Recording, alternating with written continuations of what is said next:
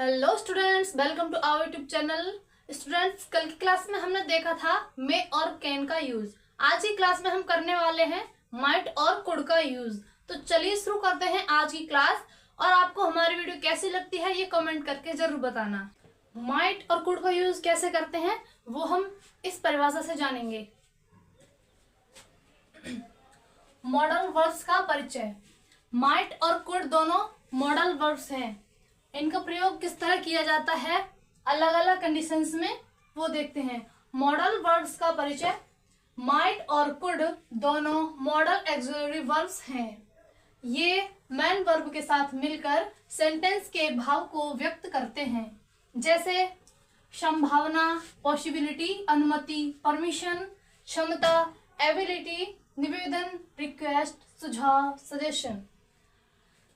जैसा कि इस परिभाषा में बताया गया है कि ये किसी भी मेन वर्ब के साथ मिलकर सेंटेंस के भाव को व्यक्त करते हैं। उनमें कंडीशंस होती है, जैसे संभावना, जैसे किसी काम के होने की संभावना होती है उसके लिए किस तरह इसका प्रयोग करते हैं। अनुमति, किसी से परमिशन लेनी हो या किसी को परमिशन देनी हो उसमें कैसे इसका यूज करते हैं। क्षमता, किसी काम को करने की हमारी क्षमता किस तरह है वो देखते हैं। निवेदन, किसी से रिक्वेस्ट करते हैं। और सुझाव, किसी को हम सजेशन देते हैं। हम देखेंगे माइट और कुड का deep difference. Might versus could, deep difference. तो दिए हुए हैं पॉइंट। अब इसमें माइट और कुड किस तरह प्रयोग किया जाता है वो देखेंगे। तो पॉसिबिलिटी के लिए माइट का यूज होता है बहुत कम। जब कोई भी काम या कोई भी चीज बहुत कम होती है उसमें माइट का प्रयोग किया जाता है। और कुड जो उससे ज्यादा होती है, थोड़ी ज्यादा होती है, उसमें कुड का प्रयोग किया जाता है। टोन, मतलब बोलने की टोन कैसी है, फॉर्मल है या कॉमन है। अगर फॉर्मल है तो माइट का यूज किया जाएगा, अगर कॉमन है तो कुड का यूज किया जाएगा। एबिलिटी, क्षमता, माइट में नहीं होती है और कुड में होती है। रिक्वेस्ट, निवेदन, इसमें रेयर कंडीशन होती है। माइट में ये बहुत कम देखने को मिलता है और कुड में ये होती है। रिक्वेस्ट, निवेदन, माइट में इसकी रेयर कंडीशन होती है, बहुत ही कम होता है ये, और कुड में होता है। कुड में ये वेरी कॉमन है। और सजेशन के लिए माइट का यूज किया जाता है सॉफ्ट और इनडायरेक्ट।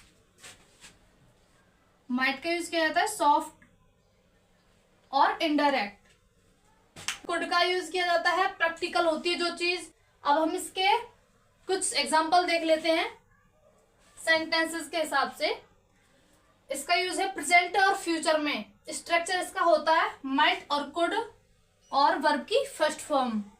एग्जांपल है सी माइट गो, सी माइट गो। पास्ट पॉसिबिलिटी के लिए है माइट हैव प्लस वर्ब की third form. He might have gone, he might have gone।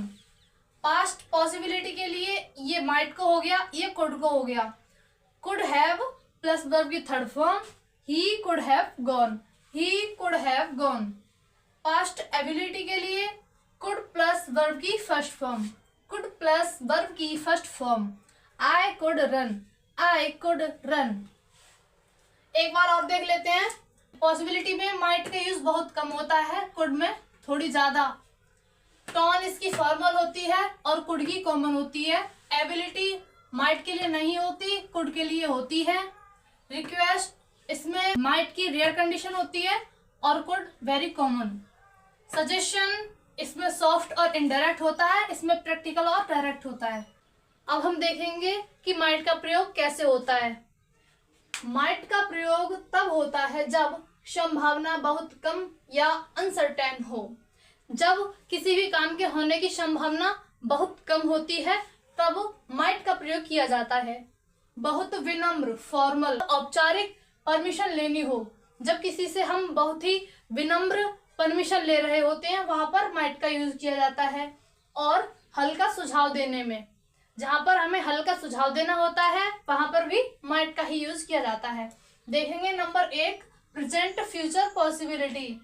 Present और फ्यूचर की पॉसिबिलिटी के लिए माइट का प्रयोग कैसे करते हैं।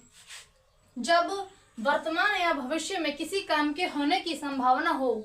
जब वर्तमान या भविष्य में किसी भी काम के होने की संभावना होती है वहां पर माइट का प्रयोग कैसे करते हैं। इसका स्ट्रक्चर है subject plus might plus verb की फर्स्ट फॉर्म। एग्जाम्पल, आज बारिश हो सकती है, बारिश होने की संभावना है, शायद आज बारिश हो सकती है। It might rain today, it might rain today. वह कल आ सकती है, वह कल आ सकती है। She might come tomorrow, she might come tomorrow. Number 2, past possibility, भूतकाल की संभावना। जब हमें लगे कि पास्ट में कुछ हुआ होगा, जब हमें लगता है कि पास्ट में कुछ हुआ होगा, उसके लिए स्ट्रक्चर है subject plus might have plus verb की थर्ड फॉर्म। एग्जाम्पल, वह बस छोड़ चुका होगा, he might have missed the bus, he might have missed the बस।